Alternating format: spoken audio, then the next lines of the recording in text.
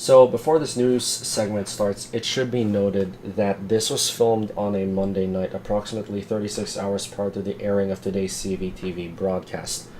Thus, the forecast listed in this video may have changed somewhat since then, however, do not expect said changes to be too drastic. Either way, feel free to check with the official weather forecast by the National Weather Service. Okay, so with all of that said and done, let's discuss what we should be expecting for the next 10 days after the remnants of Hurricane Rosa has passed over Arizona. So let's start with the cyclonic vorticity prediction graphic, in which we will assess whether extratropical cyclones, which bring both cold and warm fronts along with them, may move over this general area or not. So first, let's just go ahead and start with this trough over here that's currently in this configuration. This is the same trough that brought the remnants of Hurricane Rosa over Arizona, and this is expected to stay here for the next day or so.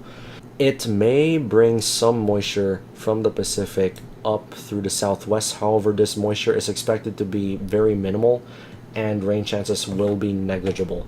So it should be a fairly uneventful, however very cool for early October weather week for us, at least until Saturday. So let's go ahead and talk about this weather system right here, which should arrive at around the Pacific Northwest by around afternoon on Friday our time, and it will swoop down in this general direction, and by the time it's centered here, that's when it will begin to matter for us, because we should be having, let me just scroll up to it, by which time the cyclone will have been stationed around here, and we will have a cold front that has already passed Arizona, moving in this general direction. So first off, this is fall break, so let's go ahead and talk about whether your vacation plans may be ruined for this general area or not.